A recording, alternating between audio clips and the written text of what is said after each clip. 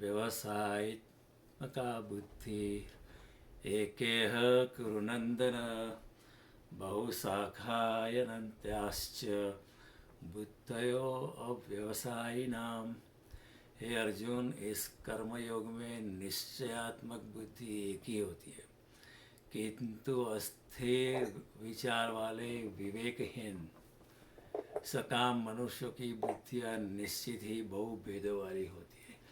I am going to mute everybody including okay. Okay, I muted you, so you should be fine now. Okay. हे अर्जुन, इस कर्मयोग में निश्चयात्मकता बुद्धि एक ही होती है, किंतु अस्थिर विचार वाले विवेकहीन सकाम मनुष्यों की बुद्धियाँ निश्चय ही बहुत भेदों वाली और अनंत होती है। ये श्लोक हमने अगली बार देखा था। या इमां पुष्पितां वाच प्रवदन्त विपश्चित वेदवादरता पार्थ नान्यद अस्तिति वादिनी कामात्मानस्वर्गपरा जन्म कर्म फलप्रदां क्रिया विशेष बहुलां भोगैश्वर्य गतिं प्रति भोगैश्वर्य प्रसक्तानां तयायुपतचेतसां व्यवसायित्मका बुद्धि समाधो न विधीयते।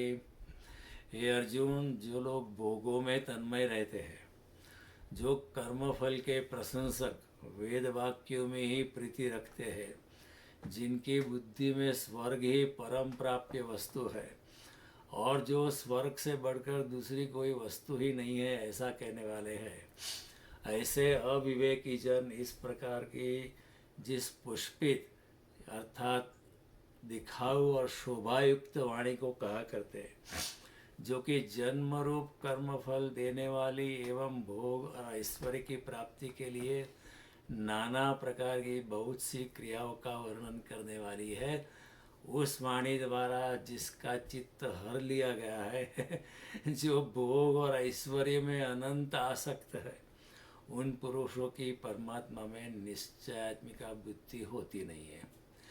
तो भगवान ने कर्मयोग की बात अर्जुन से शुरू की।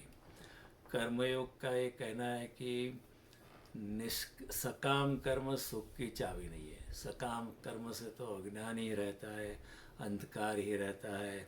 अगर हम फल की आशा से कर्म करते हैं, जो हमने ज़िंदगी भर किया है, तो उसमें तो दुख ही दुख होता है, अज्ञान ही होता है, अहंकार ही होता है, उसमें दिव्यता नहीं होती है। भगवान ने इसलिए कहा निष्काम कर्म कर, फिर कुछ भी कर, फल की अपेक्षा बिना तू अपना कर्म करते जा और भगवान को अपना कर्म समर्पित करके आगे बढ़ते जा। कोई कहेगा कि क्यों निष्काम कर्म मैं करूँ, कर्म के फल पे मेरा अधिकार क्यों नहीं है। भगवान ने कहा कि कर्मण्येव अधिकारस्ते माँ फलेषु कदाचन माँ कर्म फल हेतुर्भूर माते संगोस्त कर्मणि। हे अर्जुन, तुझे कर्म पे ही अधिकार है, कर्म के फल पे अधिकार नहीं है, और कर्म के फल के बारे में तो सोचना भी नहीं और ऐसा भी नहीं कि तू कर्म नहीं करना है। कर्म तो करते रहना है, लेकिन कर्म के फल की आशा नहीं रखनी है। ये निष्काम कर्म की ये व्याख्या है। हम लोग भी कहेंगे क्यों ऐसा है, अगर मैं मेहनत करता हूँ, मैं इतना अच्छा कन्वीनियंस स्टोर चलाता हूँ या ये करता हूँ, जॉब करता हूँ, कंसल्टेंसी करता, इतनी मेहनत करता हूँ, तो उसका फल तो मुझे मिलना चाहिए ना। भगवान कहते हैं कि फल पे तुम्हारा अधिकार नहीं है, क्योंकि आप करने वाले नहीं हो। Is not you who is doing. इसका कर्मयोग का कहना है कि देखो, मेरे शरीर से कर्म होते हैं, वो वास्तव में मेरे द्वारा नहीं होते। मेरे शरीर में जो आत्मा है, मेरे शरीर में जो जीव है, उसकी ऊर्जा से कर्म होते हैं। अगर आत्मा मेरे शरीर से चली गई तो शरीर कुछ भी नहीं कर सकता है। और जो इनवॉलंटरी मेडिकल एक्शन है, विच आर वेरी इम्पोर्टेंट, क्या श्वास मैं लेता हूँ वो मेरे बस में नहीं है। जब मैं सोया पड़ा रहता हूँ तब भी श्वास चलती है। हाँ, जब मैं सर्जरी टेबल पे सोया पड़ा हूँ तब भी मेरी श्वास चलती है। श्वास मैं नहीं लेता हूँ, प्रकृति मेरे माध्यम से श्वास लेती है। तो श्वास लेने वाला मैं नहीं हूँ। इतनी गहन जो इनवॉलंटरी मेडिकल एक्शन है वो मेरे बस में नहीं है। अगर श्वास लेना मेरा ही कर्म होता तो I would have messed up. तो भगवान कहते हैं कि आप कैसे कह सकते हो कि आपने कर्म किया है। आप श्वास भी अपने तय नहीं ले सकते हो। श्वास लेना भी तुम्हारा काम नहीं है। आपकी किडनी चलती है वो आप नहीं चलाते। आपका हृदय जो चलता है वो जिससे रुधिराभिसरण होता है, खून बहता है सारी शरीर में, वो भी करने वाले आप नहीं हो। आपके शरीर में जो डाइजेशन होता है बादामी रंग की गेहूं की रोटी खाते हो और उसमें से लाल रंग का खून बनता है, वो भी आप करने वाले नहीं हो। तो इतनी बड़ी आपको किसी से प्रेम हो जाता है वो भी आपके हाथ में नहीं है। मृत्यु आपके हाथ में नहीं है। जन्म आपका कहाँ होगा वो भी आपके हाथ में नहीं है। तो फिर आप कैसे कह सकते हो कि कर्म जो मैंने कर्म किया है। और अगर मैंने कर्म किया है ऐसा नहीं कह सकते हो तो कर्म के फल पे आपका अधिकार कैसे हो सकता है, तो ये बहुत गहन बात है, हम सोच भी नहीं सकते। तो भगवान कहते हैं प्रकृतिर क्रियमाणानि गुणे कर्माणि सर्वश अहंकार विमूढ़ात्मा कर्ता अहम इति मन्यते। सभी कर्म जो होते हैं प्रकृति ने आपको जो गुण दिए है उसी के हिसाब से होते हैं। हर इंसान ज़्यादा से ज़्यादा कुछ काम कर सकता है, हाँ। कि अगर मैं प्लम्बर हूँ तो प्लम्बिंग का काम कर सकता हूँ, थोड़ा बहुत इलेक्ट्रिकल काम कर सकता हूँ, लेकिन ज़्यादा में पहुँचेगी नहीं मेरी। कोई मैं मेडिकल डॉक्टर का काम नहीं कर सकता हूँ। आप सभी के गुण दिए होते भगवान ने। अगर कोई पेंटर है उसको आप कहो कि चलो ये हथौड़ा पकड़ो और एक कारपेंट्री का काम करो, बोले मुझसे नहीं होगा। मेरी प्रकृति है पेंटिंग की, चित्र की, कला की, मैं वो काम करूँगा। तो भगवान कहते हैं कि जो प्रकृति ने आपको गुण धर्म दिए है उसी के हिसाब से आपके कर्म होते हैं। जैसे आपको गुण धर्म और गुण जो है प्रकृति ने दिए है वो भी आप कहीं से लेके नहीं आए हो। तो भगवान कहते हैं प्रकृतिर क्रियमाणानि, प्रकृति के गुण धर्म के अनुसार ही कर्म होते हैं। गुणे कर्माणि सर्वस्व अहंकार विमूढ़ आत्मा, लेकिन जो अहंकार से भर गया है कि मैं करने वाला हूँ, विमूढ़ आत्मा जो अज्ञान में है वो कहता है कि कर्ता अहम इति मन्यते, मैं करने वाला हूँ ऐसा मानते हैं। तो हमारे नरसिंह मेहता भी कहते हैं हूँ करूँ ये जो अज्ञानता सकटनो भार जम स्वानताने। तो करने वाले हम नहीं है, कोई और करता है। और हम आगे कुत्ते की तरह भोंकते रहते हैं सकट के सामने। गाड़ी गाड़ू चलाने वाला तो बैल होता है, लेकिन कुत्ता समझता है मैं चलाता हूँ just because is walking in front of it. तो भगवान का कहना है कि गुणों के हिसाब से कर्म होते हैं, आप करने वाले नहीं हो, आप कर भी नहीं सकते हो। और वैसे ही आप जो करते हैं उसमें अनेक लोगों का सहायता होती है। आप अगर डॉक्टर हुए तो इसमें सरकार की सहायता है, गवर्नमेंट सब्सिडी होती है, माँ बाप का कंट्रीब्यूशन है, आपके भाई बहन का कंट्रीब्यूशन है, पब्लिक लाइब्रेरीज का कंट्रीब्यूशन है, बहुत कुछ है, आप अकेले नहीं हो। तो आप जो करते हो आप नहीं करते हो, वास्तव में परमात्मा ही आपसे करवाता है। इसलिए कर्म पे फल पे आपका कोई अधिकार नहीं। हाँ, कर्म का फल आता है लेकिन आप आशा मत रखो। तो सकाम कर्म जो है भगवान कहते हैं वो सुख की चाबी नहीं। देखो पूरी ज़िंदगी हमने सकाम कर्म किया, अपने लिए ही कर्म किया है। ये मिलेगा वो मिलेगा, इंडिया से यहाँ आए, ये काम करो, वो भागा दौड़ी करते रहे। पूरी ज़िंदगी हमने सकाम कर्म किया है, लेकिन हमारी ज़िंदगी में प्रामाणिकता से पीछे लौट के हम देखें कि हम सुखी है, क्या हमको सुख मिला है। बहुत कुछ कमा लिया, हाँ, बड़ा अच्छा सा मकान में रहते हैं हम लोग, हाँ, अच्छी सी फैसिलिटी है। ऐसी फैसिलिटी पुराने ज़माने में राजा महाराजों के पास भी नहीं थी, ऐसी फैसिलिटी हमारे पास है। लेकिन इंसान फिर भी दुखी है, हाँ, मन में दुख है, कुछ अजंपा है, कुछ बाकी है। तो भगवान कहते हैं कि आपने किया है सकाम कर्म, फल की अपेक्षा से पूरी ज़िंदगी किया है, लेकिन फिर भी आप सुखी नहीं हो, आपके हृदय में कोई दिव्यता का आनंद नहीं है, आपको परमात्मा के सानिध्य का अनुभव नहीं है। तो सकाम कर्म जो है वो सुख की चाबी नहीं है। भगवान कहते मैं एक उपाय बताता हूँ, निष्काम कर्म करो, उसमें आपको आनंद आएगा, आपकी शरणागति बढ़ेगा। और जितना निष्काम कर्म करोगे उतना आप मेरे सानिध्य का ज़्यादा अनुभव करोगे। आप करके देखो अपनी ज़िंदगी में भी। एक सिंपल एक काम भी अगर कोई करे दिन में 24 घंटे में, तो धीरे धीरे दिल में अच्छा लगता है, परमात्मा के सानिध्य का अनुभव होता है और इंसान आनंद में रहता है। और निष्काम कर्म में एफिशिएंसी ज़्यादा रहती है, क्योंकि कोई गोल नहीं होता है। गोल नहीं होता है तो आप जो भी करते हो शांत चित्त से करते हो, प्रेम से करते हो, भक्ति से करते हो, आनंद से करते हो, लोगों को सहायता करने के लिए करते हो। ऐसा करके आप अपने को ही सहायता करते हो। तो भगवान कहते हैं कि जब सकाम कर्म में क्या होता है कि आपकी बुद्धि निश्चयात्मक नहीं होती। हमें क्या लगता है, ये कर दूँ, वो कर दूँ, ये कर दूँ, वो कर दूँ, ये करो, ये करो, हाँ ये करे और वो करे, ऐसा करे वैसा करे। ज़िंदगी 2 दिन की है, 2 दिन के हम क्या क्या करें। हमारा चित्त जो होता है ना, पुलिस साइकिक हो जाता है। हमारा चित्त भागता रहता है, दौड़ता रहता है, हम कहीं के नहीं रहते और शांति मिलती नहीं है। बिल्कुल शांति नहीं, बहुत कमा लेते लेकिन फिर भी शांति नहीं है। भगवान इसी फिनोमिनन को कहते हैं 16वें अध्याय में, अनेक चित्त विभ्रांता मोहजाल समावृता प्रसक्ता काम भोगेशु पतंत्य नरकेशु जो। अनेक चित्त अनेक जगह अपना चित्त जाता है, हम विभ्रांत हो जाते हैं, फोकस नहीं है, हम शांति से काम नहीं होता है। मोहजाल समावृता, अपनी ही मोहजाल में हम फंस जाते हैं। प्रसक्ता काम भोगेशु, क्या मिलेगा उसमें ही हमारी प्रसक्ता, उसमें ही हमारी आसक्ति रहती है। पतंत्य नरकेशु जो, ऐसे इंसान अशुभ नरक में गिरता है। अशुभ नरक में यानी संसार की भागादौड़ी में सुख नहीं मिलता है। निष्काम कर्म में जो आनंद मिलता है वो उससे वो वंचित रह जाता है, और फिर ऐसा कर करके वो मनुष्य जन्म गवा देता है और अशुभ नरक में पड़ता है। अशुभ नरक यानी कोई फिर दूसरी योनि में जन्म मिलता है जो मनुष्य की योनि नहीं होती है, तो वो अशुभ नरक ही बन जाता है। तो भगवान ये इसकी बात की अगले श्लोक में कि दिमाग जो होता है सकाम कर्म में, फल की आशा से कर्म करने में, अपने लिए ही कर्म करते रहने में क्या होता है कि हमारी निश्चयात्मकता बुद्धि नहीं होती। हम वी आर ब्रोकर, हम टूट रह जाते हैं, ये कर लो, वो कर लो, वो कर लो, वो कर लो, और लोग भी हमें भगाते हैं कि आप क्या करते हो, ये नहीं किया, वो नहीं किया, वो नहीं किया।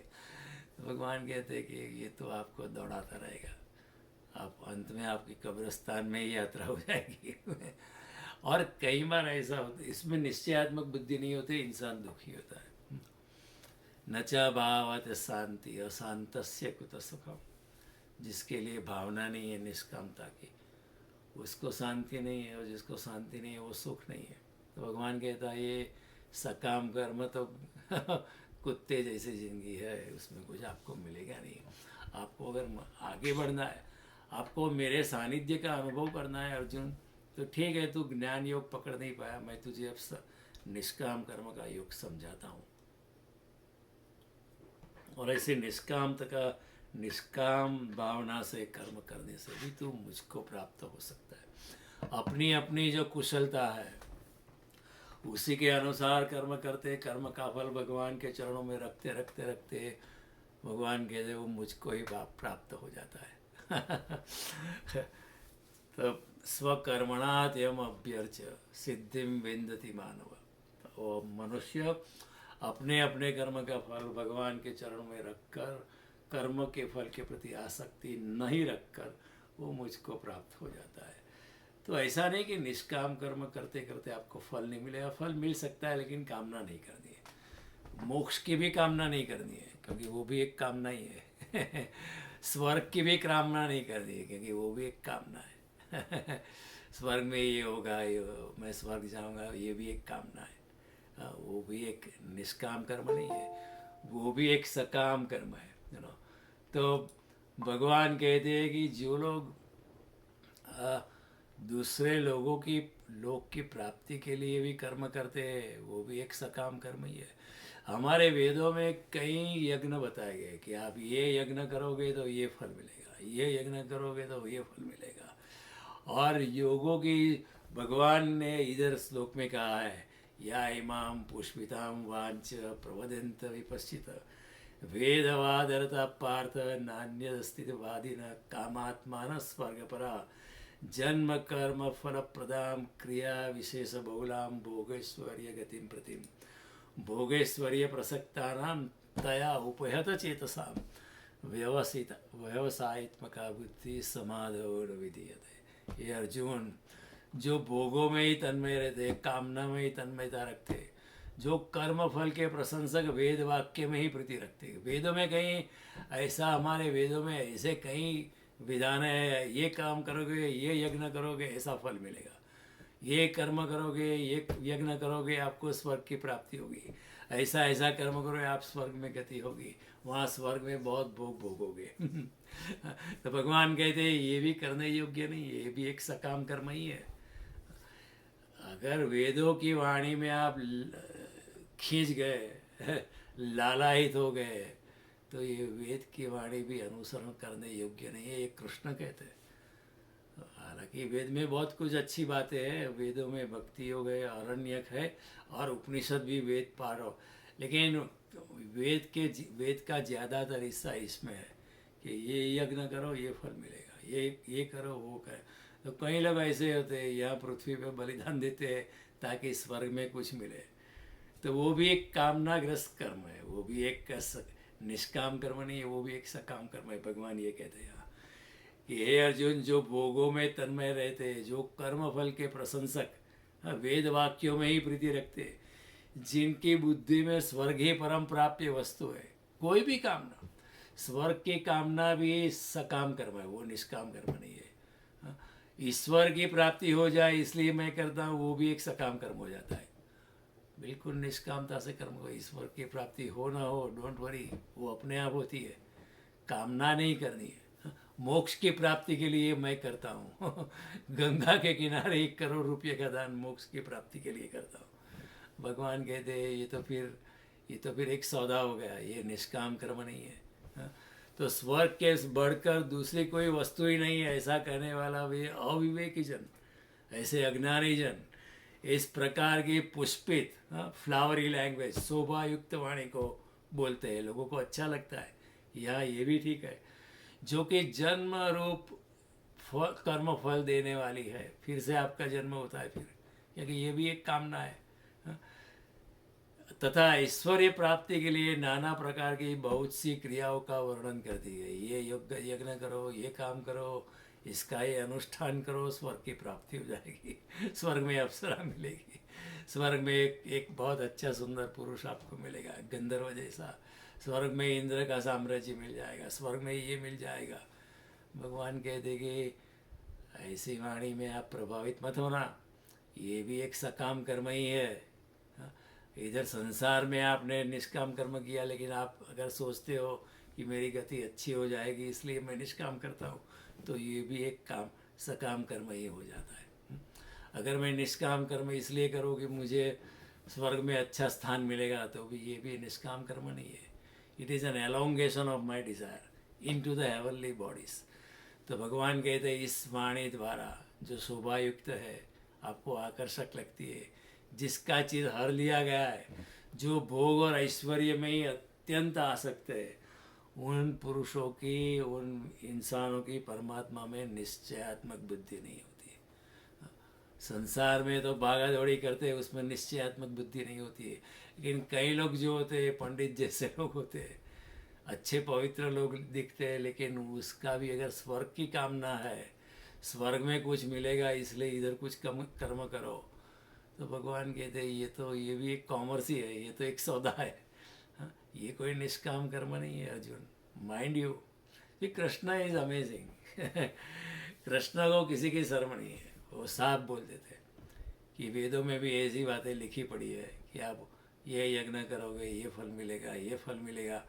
जहाँ फल की आकांक्षा है वहाँ निष्काम कर्म नहीं है, और जहाँ वहाँ निष्काम कर्म नहीं है उस कर्म में मैं हूँ ही नहीं। जहाँ सकाम कर्म है वहाँ मैं नहीं हूँ, निष्काम कर्म के यज्ञ में मैं हमेशा हूँ। तस्मात् सर्वगतम ब्रह्म नित्यम यज्ञे प्रतिष्ठितम। जहाँ निष्काम कर्म का यज्ञ चलता है वहाँ परमात्मा खुद अपने आप हाजिर होता है और आपको सहायता भी करता है। तो ये भगवान आगे कहेंगे कि देवतागण भी आपको सहायता करते हैं। हम जगत में अकेले नहीं है, हम मनुष्य अकेले नहीं है। देवान भावयतानेव ते देवा भावयन्तु। परस्पर भाव संबूढ़ो, परस्पर भाव संबूढ़ो श्रेय परम वाप्स्यथ। मनुष्य और देवता एक दूसरे को सहायता कर सकते हैं और निष्काम कर्म के यज्ञ में एक दूसरे को प्रसन्न कर सकते हैं और अपनी ही उन्नति कर सकते हैं। तो भगवान के देवता लोगों को भी निष्काम कर्म करना चाहिए। मनुष्य को तो करना ही है, देवता को भी करना चाहिए। तो जो स्वर्ग से ऊपर जगत में कुछ नहीं देख पाते हैं, बहुत तपस्वी लोग दिखाई पड़ते हैं, पंडित लोग दिखाई पड़ते हैं, चलो स्वर्ग में ही मिल जाएगा। जिसका धार्मिक चिंतन, मनन और अध्ययन भी विषय प्रेरित है, इस जो संसार में और परलोक में भी भोग विलास चाहते हैं, जिनकी परलोक की दृष्टि जो है यहाँ की वासना का विस्तार है। चलो यहाँ सुंदर स्त्री नहीं मिली तो वहाँ स्वर्ग में अप्सरा मिल जाएगी, ये करते हैं। यहाँ सुंदर पुरुष नहीं मिला, स्वर्ग में कोई गंधर्व जैसा पुरुष मिल जाएगा, इसलिए ये इधर थोड़ा सा बलिदान देते हैं ताकि स्वर्ग में मिले। भगवान कहते हैं इस धोखे में मत रहना, ये कर्म, ये भी एक निष्काम कर्म नहीं है, ये सकाम कर्म ही हो गया। ऐसे व्यक्ति जिसको परलोक की दृष्टि, यहाँ की वासना का विस्तार है, ऐसे व्यक्ति निष्काम कर्म की गहनता को समझ नहीं सकती है। वो लोग समझेंगे चलो हम तो अच्छा करते हैं ना, स्वर्ग के लिए काम करते हैं। वो निष्काम कर्मी है नहीं। स्वर्ग में भी अगर आकांक्षा है जहाँ कुछ भी आकांक्षा है, जहाँ कुछ भी एक्सपेक्टेशन है, जहाँ कुछ भी वासना है, यहाँ मिले या कुछ परलोक में मिले, भगवान कहते हैं वो निष्काम कर्म नहीं है, वो तो सकाम कर्म ही हो गया। तो भगवान निष्काम कर्म की बड़ी अच्छी व्याख्या करते हैं। जहाँ कर्म से कामना चली गई है, जहाँ कर्म से कामना ऋण कर दी गई है, जहाँ से कर्म से फल की आकांक्षा निकाल दी गई है, वो निष्काम कर्म है और वो कर्मयोग है। कर्मयोग यानी क्या? जहाँ फल की आशा के बिना जब इंसान काम करता है तब वो है निष्काम कर्मयोग, उसको कर्मयोग कहते हैं। फिर वहाँ कर्म का बंधन नहीं है। हमारे हर कर्म में बंधन लग जाता है। हम बैठे भी रहते हैं ना तो भी कर्म का बंधन लगता है, क्योंकि हमारी पूरी साइकिक जो है वो कुछ न कुछ पाने के लिए, बैठना भी पाने के लिए ही करते हैं। चलो सोचते हैं, प्लान बनाते हैं कि कैसे प्रॉफिट को बढ़ाया जाए, कैसे गेन को बढ़ाया जाए। तो भगवान कहते हैं ये कोई बैठे रहना भी एक उसको कर्म का बंधन लगता है, क्योंकि उसमें भी वासना होती है। सो कामना मात्र को हटा देना, कामना मात्र को शेष कर देना, उसका नाम कर्मयोग है। केवल सांसारिक कामना शेष करना नहीं, कामना मात्र को स्वर्ग की भी कामना नहीं करनी है, मोक्ष की भी कामना नहीं करनी, मुझे परमात्मा मिलेगा इसकी भी कामना नहीं करनी आप। हालांकि परमात्मा अपने आप आता है। निष्काम कर्म की धारणा जो कुछ करता है उसके लिए परमात्मा, उसका निष्काम कर्म उसका निजी स्वभाव है, परमात्मा का अनुभव करवाता है। ऐसा नहीं कि निष्काम कर्म का फल परमात्मा की प्राप्ति है, ऐसा नहीं है। निष्काम कर्म में ही परमात्मा छिपा पड़ा है। जितना जितना निष्काम कर्म इंसान करता है उसको परमात्मा की अनुभूति होने लगती है और आखिर वो परमात्मा को प्रबल। लेकिन इसलिए निष्काम कर्म नहीं करना है कि परमात्मा की प्राप्ति होगी, हमें जस्ट करने रहना है। होगी तो होगी, नहीं होगी तो नहीं। आप छोड़िए फिक्र, फल की फिक्र छोड़ देना। हम करते रहे, वो केवल करने का आनंद लो। सो संसार की कामना को शेष करना इतना कठिन नहीं है। संसार की कामना छोड़ सकते हैं। अगर कोई हमें बार्गेनिंग में देके चलो स्वर्ग में ये मिल जाएगा, तो आप संसार की कामना छोड़ दो तो छोड़ सकते हैं, चलो स्वर्ग में मिल जाएगा। लेकिन कामना मात्र को शेष करना थोड़ी कठिन बात है, क्योंकि वो कर्मयोग है। स्वर्ग की भी कामना नहीं है, संसार में भी कोई हमें आसक्ति नहीं है। और वही जो है असली तपस्या है। परलोक की कामना और आकांक्षा से संसार के भोग हम आसानी से छोड़ सकते हैं। कोई कहेगा इधर की स्त्रियों को छोड़ दो, आपको स्वर्ग में अप्सरा देंगे, तो हम इधर की स्त्रियों को छोड़ सकते हैं। अप्सरा के सामने संसार की कोई स्त्री फीकी पड़ जाती है। लेकिन भगवान कहते हैं ये तो एक सौदा है, एक बार्गेन है, ये कोई निष्काम कर्म नहीं है, आप स्वर्ग की कामना करते हो। ये श्लोक में भगवान यही कहते कि ये स्वर्ग की लोभ, स्वर्ग में अच्छा कुछ मिलेगा। भगवान कहते हैं आपकी वासना का विस्तार है, इस लोक में नहीं तो परलोक में। कोई फर्क नहीं पड़ा है। तो बड़े बड़े विद्वान लोग, तपस्वी लोग जो दिखाई पड़ते हैं, अच्छे अच्छे कर्म करने वाले, अगर उनकी भी अगर कामना है कि स्वर्ग हमें मिलेगा, तो वो निष्काम कर्म में नहीं है, वो सकाम कर्म में ही है। और फिर स्वर्ग की प्राप्ति के लिए इधर ही वापस आना पड़ता है। तो भगवान कहते हैं 9वें अध्याय में जब पुण्य कर्म खत्म हो जाए तो फिर से पृथ्वी पर वापस आना पड़ता है।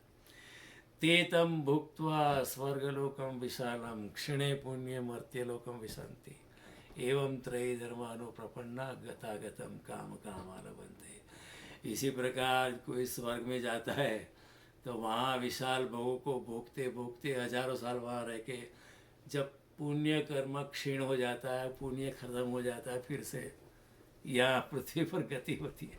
हाँ, ये फिर से एवं त्रयी धर्मानुप्रपन्ना गतागतम काम का, फिर कर्मों के बंधन के अनुसार उसकी फिर से गति होती रहती है।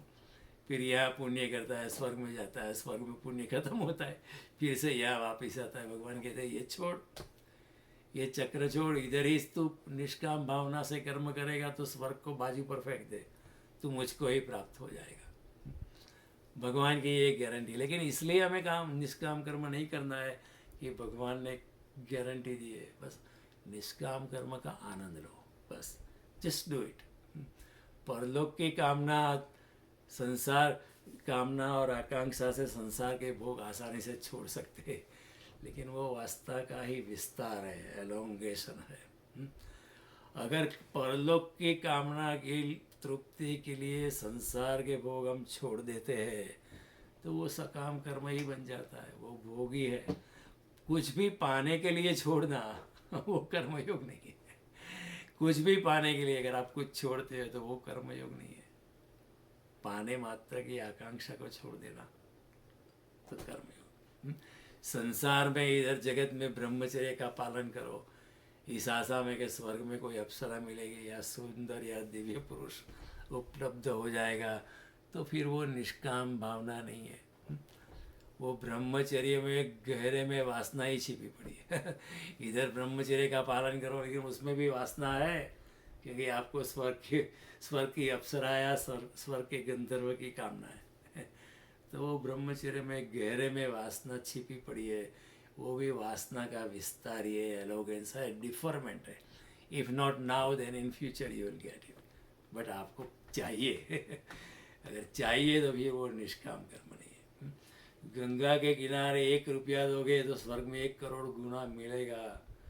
तो वो दान भी जो है गहरे में लालसा है। गहरे में वो निष्कामता नहीं है। भगवान के दान की व्याख्या भगवान ने की, दातव्यमिति यद दानम दीयते अनउपकारिणे देशे काले च प्राप्ते च तद्दानम सात्विकम श्रुतम। सात्विक दान कौन सा है? दान तो करना ही चाहिए इस भावना से, तो जो दान करता है योग्य काल में योग्य पात्र को, देशे काले च पात्रे च, योग्य स्थान में योग्य पात्र में योग्य व्यक्ति को, योग्य पात्र को और योग्य समय में, जो निष्कामता से कुछ भी बदले में मिलने की भावना नहीं है, जहाँ अभी देता हूँ बाद में वो मेरा कुछ करेगा, ऐसा नहीं। दियते अनउपकारिण है, मैंने उपकार किया इस भावना से नहीं, बस देना है इसलिए देना है, बस खत्म। You are not expecting anything in return. तद्दानम सात्विकम श्रुतम, ऐसा दान सात्विक है। बाकी सब दान जो होते हैं जिसमें कामना है कि चलो मैं दान देता हूँ मंदिर में, नेक्स्ट इलेक्शन में वोट मुझे देना, तो फिर वो दान सात्विक नहीं है, वो दान राजसी है, बदले में हम कुछ चाहते हैं। तो भगवान कृष्ण इतने विचक्षण है, आप कृष्ण की आंखों में धूल नहीं डाल सकते हो। भगवान साफ कहते हैं कि स्वर्ग की कामना, वेदों की वाणी में आकर आप यज्ञ करोगे स्वर्ग में कुछ मिलेगा, तो इधर जो यज्ञ किया है वो निष्काम कर्मयोग नहीं है, वो भी सकाम कर्मयोग है, क्योंकि वहाँ मिलने की लालसा है। यहाँ इंसान शराब नहीं पीता है क्योंकि वहाँ शराब के चश्मे बहते हैं। देखो इस्लाम में शराब शराब पीना मना है, इसलिए कि वहाँ स्वर्गलोक में बहुत शराब मिलेगा, तो यहाँ छोड़ सकते हैं। भगवान कहते हैं कि ये आँखों में डस्टिंग नहीं चलेगी। यहाँ अगर शराब पीना छोड़ता है इसलिए कि स्वर्ग में शराब के चश्मे बहते हैं, वहाँ आनंद लेंगे, तो फिर वो निष्कामता नहीं है, वो भी एक सकामता है। कुछ भी पाने की आकांक्षा को आधार बनाकर छोड़ना वो कामना ही है, वो सकाम कर्म है। ये सब बार्गेन है, ये सब सौदा है, ये सब कॉमर्स है। यहाँ नहीं तो वहाँ। ये कर्मयोग नहीं है। पाने के लिए छोड़ना कर्मयोग नहीं है। ये सब तो जो है कामना को नए रूप में, नए ढंग में, नए आयाम में, नए लहजे में, नए अंदाज में, धर्म की आड़ में हम पकड़ लेते हैं। वो सकाम कर्म ही है। स्वर्ग में ये करेंगे, वो करेंगे, वो कुछ नहीं है। हम अपना ढंग बदले, लेकिन अंदर चित्त में तो कामना ही है। ये नया रूप है, ऊपर से अच्छा लगता है कि चलो ये तो यज्ञ करता है, कथा भागवत कथा बिठाता है, कुछ और स्वर्ग में मिलेगा नए ढंग में, नए आ रहे, ये सब this is just a sugar coating of the same thing. Okay, आकांक्षा है कुछ मिलेगा, और जब तक ये आकांक्षा है कि कुछ मिलेगा, उसका मतलब है वो निष्काम कर्म नहीं है, वो कर्मयोग नहीं है। उसमें भी तो फिर ऐसे कर्म में कर्म का बंधन लगेगा। फिर जन्म मृत्यु के चक्कर चलता रहेगा। यज्ञ भी करो, मंदिर भी बनवाओ, लेकिन अगर कामना है उसमें, तो फिर कुछ नहीं है उसमें। बुद्ध का एक शिष्य हुआ, उसका नाम था बोधिधर्म, बहुत पावरफुल था। शायद मैंने ये बात कही थी आपको, पता नहीं कही थी या नहीं कही थी। वो चीन में एक सम्राट था वो नाम का, उसने बहुत काम किया भगवान बुद्ध के लिए। सब संस्कृत जो भाषा में लिखे थे उसको ट्रांसलेशन किए, पाली का ट्रांसलेशन किया, चाइनीज़ में, कैंटोनीज़ में, मंडारिन में, सब कुछ ट्रांसलेशन किया। अनेक आश्रमों में उसके महल से खाना जाता था। तो उसने सोचा कि अब तो मेरी बहुत अच्छी गति होगी, क्योंकि मैंने इतना काम किया है। और उसके जो चमचे थे वो भी कह देते कि आपको तो साहब बहुत अच्छा है, आपने इतना खजाना लुटा लिया है, आपको आपकी गति अच्छी हुई। तो बोधि धर्म बुद्ध का परम शिष्य था, बुद्ध जैसा था। लेकिन बहुत स्ट्रांग भी था, बहुत बड़ा हट्टा कट्टा था, लंबा चौड़ा। वो चीन गया, तो उसने पूछा सम्राट बू ने कि मेरी क्या गति हुई, मुझे तो स्वर्ग ही मिलेगा ना। तो वो सम्राट बोधि धर्म ने कहा तू नर्क में जाएगा। तो क्यों? उसको सम्राट को कहना कितनी हिम्मत होगी कि तू नर्क में जाएगा। तो उसने पूछा क्यों? क्योंकि तू सोचता है तू कर रहा है, मैंने किया है, तेरी ये भावना है, तेरा ये अहंकार है कि तू करने वाला है। तू जब जन्मा था कुछ लेके नहीं आया था, जाएगा तो भी कुछ लेके नहीं जाने वाला है। तू कैसे कह सकता है तू नहीं किया है? तुम निष्कामता से नहीं करता है ना, इसलिए तू नर्क में जाएगा। आशा छोड़ दे कि मेरा क्या होगा, जो होगा सो होगा। कर्म की गति के अनुसार सब कुछ होता रहता है। तुम इसकी फिक्र मत, तुम सिर्फ कर्म करो, फल की आशा छोड़ो। तो पाने की आकांक्षा जहाँ है, जहाँ कामग्रस्त चित्त है, वो कर्मयोग को उपलब्ध नहीं होता, उसकी निश्चयात्मक बुद्धि नहीं होती, उसका पोलिसाइकिक होता है।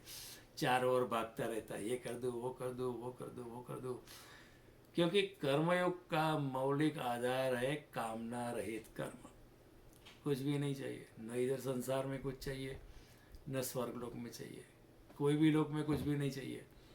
बस हम तुम्हारे चरण में बैठे हैं भगवान। तो लेकिन फिर हमें क्वेश्चन तो आएगा ना, कर्म कैसे होगा? अगर मोटिवेशन नहीं है तो हुई वर्क। हम चलते हैं, बैठते, सांस भी लेते हैं, उठते बैठते, तो एक कामना होती है कि कुछ फल मिलेगा। पहले आसक्ति होती है, कर्म पीछे आता है कि चलो ये कुछ मिलेगा, तो हम उठते और कर्म करते हैं। मनोवैज्ञानिक भी यही कहता है कि मनुष्य कर्म इसलिए करता है कि कुछ मिलेगा। कृष्ण बिल्कुल उल्टी बात करते हैं। लेकिन हमारा जहाँ हम रहते, चाह पहले है, करना पीछे होता है। इच्छा और आकांक्षा, वासना पहले होती है, करना और कर्म पीछे आता है।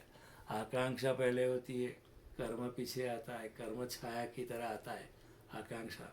मोटिवेशन होता है तो एक्शन होती है, उसके बिना एक्शन भी नहीं होती। Excuse me. तो एक्सपेक्टेशन के बिना हमारा कोई कृत्य होता नहीं है। There is no deed without expectation in our world. अगर डिजायर ही छोड़ दे, कामना ही छोड़ दे, चाह ही छोड़ दे, वासना ही छोड़ दे, तो कर्म होगा कैसे? पश्चिम के देशों का सारा मनोविज्ञान, सिगमंड फ्रॉइड, एडलर, सारे मनोवैज्ञानिकों ने यही कहा कि पहले कामना होती है, फिर कर्म की प्रेरणा मिलती है। वासना कर्म का फल ही कर्म की प्रेरणा है ना। उसके बिना कुछ होता नहीं हमारे जगत में। लेकिन कृष्ण का मनोविज्ञान जो है बिल्कुल उल्टी बात करता है। बिल्कुल totally in negation. Only Krishna can be so courageous to talk about this. Krishna का मनोवैज्ञानिक बिल्कुल उल्टी बात कहता है। कृष्ण कहते हैं ये वासनाग्रस्त या विषय प्रेरित जो आप कर्म करते हो, वो सिवाय अंधकार, अज्ञान और दुख के और कहीं भी नहीं ले जा सकता है। वो हमारे जीवन का भी अनुभव है। पूरी जिंदगी हमने सकाम कर्म किया है, फिर भी हम अज्ञान में, अंधकार में, दुख में, पीड़ा में, शांति नहीं है। क्योंकि सकाम कर्म सुख की चाबी नहीं है। जिस दिन कर्म कामना से मुक्त होता है, परलोक की भी कामना नहीं है, कामना भी नहीं है, तब वो कर्मयोग है, तब वो शुद्ध कर्म है, प्योर एक्ट। और वो स्वयं योग है। वो जो प्योर एक्ट होता है कामना रहित, इट इज़ अ योग बाय इटसेल्फ, जिसको हम कर्मयोग कहते हैं। फिर वैसा कर्म जो है वो स्वयं अपने आप, उसका निजी स्वभाव मुक्ति ही है। जिस दिन इंसान निष्काम कर्मों में संयुक्त हो जाता है, वो मुक्ति का अनुभव करने लगता है, परमात्मा के सानिध्य का अनुभव करने लगता है। भगवान कहते हैं तस्मात् सर्वगतम ब्रह्म नित्यम यज्ञ प्रतिष्ठितम। अर्जुन जो निष्काम कर्म के यज्ञ में जुड़ा होता है, उसके यज्ञ में मैं हमेशा हाजिर हूँ। इसका मतलब क्या कि कोई भी निष्काम कर्म करो, भगवान आपके साथ हो जाते हैं और आपको परमात्मा की थोड़ी थोड़ी थोड़ी थोड़ी झांकी मिलने लगती है, अनुभव होने लगता है, हो जाता है। वैसा कर्म जो है स्वयं में मुक्ति है। वैसा कर्म का भविष्य में मुक्ति है ऐसा नहीं, वो स्वयं में हियर एंड नाउ। आप कर्म करके देखो, निष्काम कर्म, एक छोटा सा कर्म दिन में एक करके देखो, फिर एन एग्जामिन योर हार्ट। ऐसे कर्म की निजता, by virtue of its being so, उसकी निजता, उसका इंट्रिंसिक नेचर ही ऐसा है कि आप निष्काम कर्म करो, आपको आनंद होगा ही होगा। और जितना आनंद का प्रागट्य होगा, उतनी ही मात्रा में परमात्मा का भी प्रागट्य होता है। तो इसके निष्काम कर्म के लिए मुक्ति उसका फल नहीं है, वो उसकी निजता है। कर्म में ही फल है। फल तो भविष्य में आता है, लेकिन निष्काम कर्म में क्या, निष्काम कर्म करते करते जो आनंद होता है, वो आनंद में ही परमात्मा की अनुभूति होती है, हो जाती है। तो ये बुनियादी बात है कि निष्काम कर्म को कल मोक्ष नहीं है, इधर ही मोक्ष है, हियर एंड नाउ। कृष्ण कहते हैं रिवर्स द इक्वेशन। हमारा इक्वेशन क्या है कि पहले का कामना वासना, फिर उसके पीछे हम भागते हैं, फिर कर्म छाया की तरह आता है। भगवान कहते हैं कर्म पहले करो, आकांक्षा रहित फल पीछे आता है। ज्ञान, प्रकाश, पवित्रता, दिव्यता, संगीत, सुगंध, ईश्वर परायणता पीछे आती है। देखो जितना निष्काम कर्म कर हम करें, उतनी ईश्वर परायणता बढ़ती है अपने आप। करके देखो। Just do, experience it on a smaller scale, 1 a day, 1 in a month, let's start with it, smaller thing. ईश्वर परायणता बढ़ती है, ईश्वर के प्रति हमारा अनुराग बढ़ता है, संसार की माया से थोड़ी मुक्ति मिल जाती है, थोड़े आनंद का अनुभव हो जाता है। और धीरे धीरे जब अनुभव होता है तो हम और करने लगते हैं। फिर निष्काम कर्म की मात्रा जो है प्रोपोर्शन बढ़ने लगता है, सकाम कर्म की मात्रा कम होने लगती है। समझ में आता है? और जितनी बढ़ती है उतना परमात्मा का सानिध्य ज़्यादा अनुभव होता है। तो भगवान कहते कर्म योग भी मुझे प्राप्त करने का ही मार्ग है। ज्ञान योग तो है, लेकिन ज्ञान आप सभी लोग ध्यान नहीं कर सकते, प्रार्थना पूजा नहीं कर सकते, ये सब भजन कीर्तन है, तो फिर ठीक है, आप निष्कामता से कर्म करो। ये भी एक अच्छा रास्ता है, बहुत अच्छा रास्ता है। In this age particularly people are action oriented, we have become type A personality. तो उस पर्सनालिटी में इफ़ वी डू निष्कामता की भावना से कुछ कर्म की शुरुआत करें, बाद में वो बढ़ता जाएगा, जितना बढ़ेगा उतना परमात्मा का सानिध्य, पवित्रता, सुगंध ज़्यादा अनुभव होता है। बिना चार, फिर से सवाल होता है फिर से कि बिना कामना से हम कुछ कर सकते हो? वो शक्ति कहाँ से आएगी, वो एंथुजियाज्म कहाँ से आएगा? जिस जगत में रहते हैं हम, वहाँ ऐसा कोई निष्काम कर्म, शुद्ध कर्म दिखाई नहीं पड़ता है। ऊपर से दिखाई देता है कि ये शुद्ध कर्म है, उसमें भी वासना तो छिपी पड़ी होती है। देखो, I will give an example. अगर देखो किसी का सेल फोन गिर गया, आप अच्छे इंसान है, उसको कहे भाई आपका सेल फोन गिरा, आप उठा के उसको वापस देते हो। आपको कोई कामना नहीं थी उस वक्त कि सेल फोन मैं वापस दूंगा तो मुझे इतना पैसा देगा, आपको कोई ऐसी कामना नहीं थी। लेकिन वो सेल फोन ले ले और आपको धन्यवाद भी नहीं कहे, थैंक यू भी नहीं कहे और चला जाए, तो आपको बुरा लगेगा। इसका मतलब क्या कि ऊपर से जो निष्काम कर्म दिखता है, उसमें उसमें भी इन अचेतन मन, चमड़ी के सातवें तल पर, एट ए सबक्यूटेनियस लेवल, कुछ तो कामना होती है। साइकोलॉजिस्ट भी कहते हैं आपने कुछ नहीं किया, आपने सेल फोन वापस किया, आपने कोई अपेक्षा नहीं की, लेकिन जो अगर वो थैंक यू बिना कहे चला जाए तो आपको बुरा लगेगा। इस तो उसका मतलब क्या कि आपको थैंक यू की भी अपेक्षा थी। अगर अपेक्षा थी, अचेतन मन में भी थी, कहीं अचेतन मन के किसी कोने में पड़ी थी, लेकिन वो भी फिर एक सकामता हो गई। आप किसी जगह फॉर्म भरते हो और किसी और के पास पेन नहीं है, वो आपके पास से पेन मांगता है कि आपकी पेन दे दो, तो आप पेन देते हो, आपको कोई अपेक्षा नहीं है।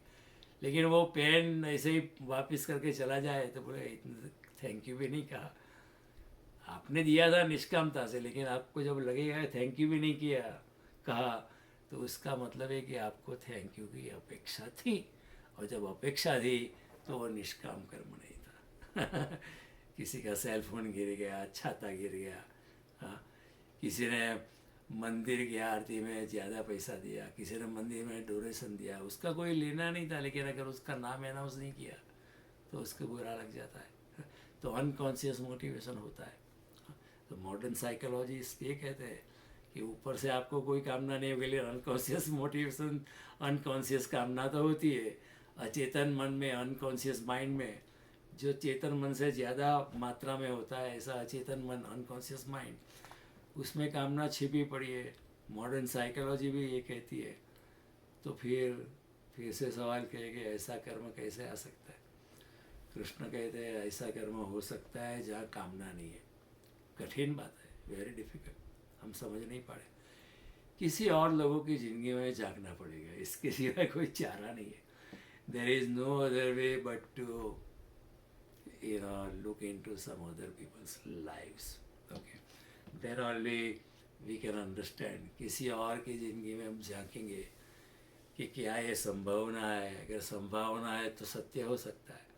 कई लोग ऐसे हुए, उन्होंने निष्कामता से अपनी ज़िंदगी बिताई और बड़े आनंद से जिए। मैं आपको एक एग्जांपल दूँ। एक बार तानसेन ने अकबर के दरबार में बहुत अच्छा संगीत बजाया, सभी लोग मंत्र मुग्ध हो गए, अकबर भी बहुत खुश हो गया, सब लोग विदा हो गए। The party was over, the concert was over, and Akbar ने सोचा कि Tansen is the best of best, उसके जैसा कोई हुआ नहीं पहले, न कभी होगा। ये उसके जैसा बजाने वाला कोई नहीं पूरे संसार में, हो भी नहीं सकता है। लेकिन अचानक उसको ख्याल लगा कि शायद इसका कोई गुरु होगा जो उससे भी अच्छा बजाता होगा, पता नहीं। तो दूसरे दिन उसने पूछा तानसेन को कि तुमने सीखा किससे? क्या तुम्हारा गुरु भी तुम्हारे जैसा ही बजाता है? तो तानसेन ने कहा मेरे गुरु की आप बात ही मत करो, उसके सामने मैं तो कुछ भी नहीं हूँ। अकबर कहता है क्या बात है, तू तो शिखर है, यू आर द क्लाइमेक्स, और तू कहता है कि तू गुरु के सामने कुछ भी नहीं है, what are you talking. Tansen ने कहा मैं सच कहता हूँ, मेरे गुरु के सामने मैं कुछ भी नहीं हूँ। आपने सिर्फ मुझे ही देखा है इसलिए आपको मैं शिखर लगता हूँ। मेरे गुरु के सामने मैं तो नीचे खाई में गिरा पड़ा हूँ। मेरा कुछ नहीं है। मेरा गुरु तो बजाता है तो बड़ा अद्भुत बजाता है, दिव्यता पैदा होती है संगीत के उनके संगीत से तो परमात्मा की साधना हो जाती है। मेरे संगीत से आपको ज़्यादा से ज़्यादा मनोरंजन मिलता है। यू फील गुड कि चलो अच्छा बजाया। लेकिन मेरे गुरु जब बजाते हैं गाते हैं, वो तो परमात्मा का साक्षात प्रकट होता है। तो अकबर ने कहा उनको बुलाओ दरबार में। तो तानसेन ने कहा वो ऐसे नहीं आएंगे। What do you mean by that. सब लोग यहाँ आते दरबार में निमंत्रण भेजता हूँ तो लोग आने के लिए बहुत आतुर होते हैं कि चलो अकबर ने आमंत्रित किया है तो हम कर जाते ही है। लेकिन तानसेन ने कहा वो ऐसे नहीं आएंगे, हमको जाना पड़ेगा।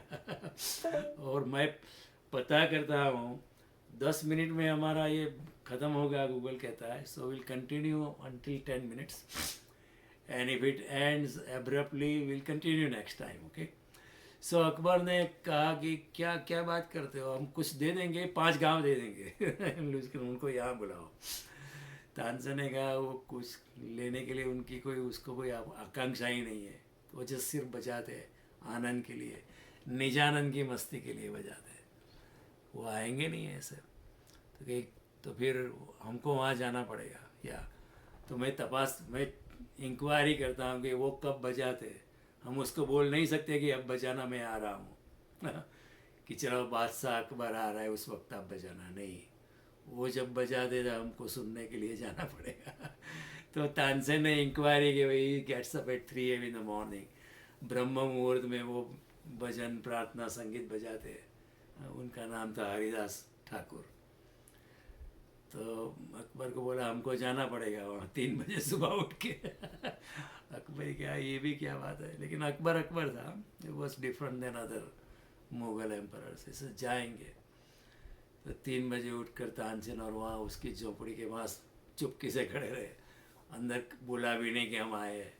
और गुरु ने आलाप छेड़ना शुरू किया। बहुत अच्छा गाते और परमात्मा की भक्ति में मशगूल, कुछ पाना नहीं, बस एक आनंद है। अंदर जो संगीत की ऊर्जा है वो अपने आप बहती है। जैसे फूल में सुगंध है, आप आते हो वहाँ से, जाते हो, गुजरते हो, नहीं गुजरते हो, उससे फूल को कोई संबंध नहीं है। वो फूल में सुगंध है, वो सुगंध बिखरेगी। बादल में पानी भर गया है तो वो आपका इंतज़ार नहीं करता कि वो आप उसकी प्रशंसा करेंगे। वो बरसता ही है, अपने आप बरसने में ही आनंद है। कवि जो होता है उसको कविता लिखने में ही आनंद है, आप उसकी प्रशंसा करो या ना, लिखने में ही आनंद है। चित्रकार को क्या है, चित्र बनाने में, आप उसकी प्रशंसा करो या ना करो वो अलग बात है, चित्र बनाने की में ही आनंद है। तो इस तरह हरिदास ठाकुर ने बहुत अच्छा गाया। तो फिर वापस जा रहे थे, अकबर कुछ बोला नहीं, उसकी आंख में आंसू थे कि इतना अच्छा संगीत सुनने का, और जैसे परमात्मा साक्षात संगीत के माध्यम से आ गया, ऐसा अकबर को भी लगा कि साक्षात पर ब्रह्म पैदा हो गया। फिर उन्होंने जाके दूसरे दिन तानसेन को पूछा कि तुम क्यों नहीं बजा सकते हो इतना अच्छा, तुम भी बजा सकते हो। तानसेन ने कहा मैं नहीं बजा सकता, क्योंकि मेरे कर्म में निष्काम धन है, मैं कुछ पाने के लिए बजाता हूँ। आपके दरबार में नवरत्न का स्थान मुझे मिलते रहे इसलिए मैं बजाता हूँ। मेरे गुरु के कुछ पाना नहीं है, उन्होंने सब कुछ पा ही लिया है इसलिए बजाते हैं। उनको परमात्मा की प्राप्ति हो गई और फिर आनंद से बहते रहते, निजानंद की मस्ती में संगीत के माध्यम से फिर से साक्षात्कार करते परमात्मा का। मैं आपके दरबार में मेरा स्थान टिकाने के लिए बजाता हूँ, आपसे कुछ मिलेगा इसलिए बजाता हूँ। संगीत मेरे लिए साधन है कुछ कमाने का, आपके दरबार में कुछ साधन है, कुछ रिकग्निशन मिलने का। नवरत्न में मेरा स्थान, तो संगीत के साधन से मैं ये अचीव करता हूँ। लेकिन मेरे गुरु के लिए संगीत साधन नहीं है, वो साध्य है। मेरे लिए संगीत साधन है, लेकिन मेरे गुरु के लिए संगीत साधन नहीं, वो साध्य है। ये फ़र्क है। इसलिए वो अच्छा बजा दे मेरे से, मैं नहीं बजा, क्योंकि मुझे आकांक्षा है। वो जो अपनी मस्ती में होते हैं, मैं जब बजाता हूँ मुझे फिक्र रहती है कि आपको पसंद आएगा नहीं आएगा, दरबारियों को पसंद आएगा नहीं आएगा, कोई क्या कहेगा, बाद में प्रशंसा मिलेगी या नहीं मिलेगी, कोई मुझे दरबार से तो नहीं निकालेगा, इतना बुरा बजाते। लेकिन उनको कोई परवाह नहीं, वो मस्ती में बजाते, निजानंद की मस्ती में। ये फ़र्क है। उनके संगीत में परमात्मा कुछ भर गया है, ओवरफ्लो हो रहा है। मेरे गुरु से कुछ ओवरफ्लो हो रहा है। मेरे संगीत में आकांक्षा और कामना मौजूद है, हालांकि मेरे गुरु के भीतर की, मेरे गुरु के संगीत में भीतर की ऊर्जा का अकारण भाव है। फॉर नो राइम और रीजन, अहेतु की भक्ति जैसे होती है चैतन्य महाप्रभु जैसे लोग की, कोई एक्सपेक्टेशन नहीं प्रार्थना में, भक्ति में, जिस भक्ति का ही आनंद है। मेरा गुरु ऐसा है। तो अकबर ने बार बार पूछा क्यों ऐसा, कैसे होता है, without motivation how can somebody work, you know. तो तानसेन ने कहा फूल किस लिए खिलते हैं, नदियाँ किस लिए बहती है, वृक्ष क्यों फल देते हैं, संत किस लिए परोपकार करता रहता है, सूरज क्यों निकलता है, पक्षियाँ क्यों गाते हैं, कोयल को क्यों गाना है। नहीं गाते तो भी चल जाता, फिर भी वो गाती है। एक मस्ती है, ओवरफ्लो होता है, गाने का दिल होता है तो गाते हैं। तो कबीर लिखते हैं ना, तरोवर सरोवर संत जन और चौथा वर्षे में परमार्थ के कारण है चारों दरिया दे, परमार्थ के कारण है। तो ऐसे लोगों से हमें निष्काम कर्म की प्रेरणा मिल सकती है। गांधी को क्या कमाना था, पूरी जिंदगी दे दी ने अंग्रेज़ों को खिलाफ लड़ते लड़ते। संभावना तो ये थी उनको जान से मार देते थे। अगर वहाँ चाइनीज़ होते रूलर्स या जापानीज़ होते, वो लोग बहुत क्रूएल होते हैं, तो ब्रिटिश से कुछ उनके फेयरनेस दिमाग में नहीं, तो ये गांधी को कब से मार देते थे। गांधी को हम जानते भी नहीं थे।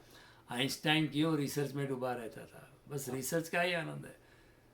इतनी बुद्धि, प्रगाढ़ बुद्धि थी, बिजनेस में लगा सकता था, लेकिन नहीं, हमको रिसर्च में इंटरेस्ट है। कुछ मिलता नहीं था ज़्यादा, लेकिन उसमें ही आनंद है। ऑल दिस सोक्रेटिस, ये इंटेलिजेंट फेलो, राइट। लेकिन फिर भी पूरी जिंदगी वो अपना दर्शन शास्त्र ही करता रहा। Vashishtha, Vishwamitra, Yajnavalkya, Michael Angelo, art में ही आनंद है। लियोनार्डो दा विंची करने में ही, वैन गोग भूख से मरता था लेकिन पेंटिंग करता था, बहुत आनंद आता है। ये निष्कामता है। अभी उसके पेंटिंग के $1 मिलियन मिलते, लेकिन उस ज़माने में वो पेंटिंग को हाथ लगाने के लिए तैयार नहीं था। बेथोवन, पंडित ओमकारनाथ, कई लोगों ने शिव उपासना सूत्र लिखे हैं, लेकिन उन्होंने नाम भी नहीं लिखा है, मैंने बनाया। हमारे उपनिषद जो है उसमें किसी ने अपना नाम नहीं छोड़ा है कि मैंने लिखा है। बस हृदय में अब एक दिव्य भावना आविर्भाव हुई, वो आविर्भाव को उन्होंने लिख दिया। वो ऐसे उपनिषद के ग्रंथ रच दिए, उन्होंने अपना नाम भी नहीं छोड़ा है। तो ये भीतर की ऊर्जा का ओवरफ्लो जब होता है, कामना रहित, वासना रहित, तब ऐसा होता है कि निष्काम कर्म संभव हो जाता है, और उसमें बहुत आनंद होता है। अब देखो आइंस्टाइन को कितना आनंद होता होगा। Theory of relativity, E is equal to mc square, super atom, theory of gravitation on the light, all these things Einstein did, you know, very nice. He perfectly enjoyed it. Michelangelo, he was lying upside down and painting on the ceiling. All these people who Leonardo da Vinci, उनको क्या मिलता था, लेकिन science में, कला में, art में, संगीत में उनको आनंद है। कई लोग तबलची होते, कुछ मिलता है लेकिन आनंद है बस। क्या मिलता है आर्टिस्ट जो होते हैं इंडिया में, उनको क्या मिलता है। अब कोरोना था तो बेचारे भूख से मरते थे, तो they no time to present their art. और मिलता क्या है, थोड़ा बहुत मिल जाता है, अपना गुजारा कर देते हैं। लेकिन बजाने में ही आनंद है, सिखाने में ही आनंद है। तो ईश्वर को पाने की कामना भी, ईश्वर को पाने की भी अगर कामना है तो वो कामना है, वो निष्काम कर्म नहीं है। तो ये दूसरे लोगों की ज़िंदगी से, बीथोवन से, ओमकारनाथ से, टैगोर से कविता बनाने में उसको क्या मिलता था? He was considered to be a dumbest guy in the family. कविता लिखने में ही आनंद है, और दिव्य आनंद था उनको। कलापीद है, जयदेव नाम का एक महाकवि हो गया, गीत गोविंद की रचना की उन्होंने, क्या उनको मिला? लेकिन गोविंद के बारे में गीत लिखना वो एक बड़ा आनंद ही है। तो फूल अगर खिल रहा है, खिलने में आनंद है। नदियाँ बहती है तो बहने में आनंद है। संत परोपकार करता है तो परोपकार करने में आनंद है। सूरज निकलता है, निकलने में आनंद है। सुगंध बहती है तो सुगंध बहने में आनंद। निजानंद की मस्ती का ओवरफ्लो, दैट बिकम्स निष्काम कर्म। तो हमारा ये 1 मिनट में ये ख़त्म हो जाएगा। ये बात हम अगले लेक्चर में, डिस्कोर्स में, अगले फ्राइडे आगे बढ़ाएंगे। आपने इतनी शांति से सुना, मैं आपसे अनुग्रहित हूँ। अगले शुक्रवार को फिर से मिलेंगे और इस यात्रा को, कर्मयोग की इस गहन बात को हम आगे बढ़ाएंगे। नमस्कार। Thank you.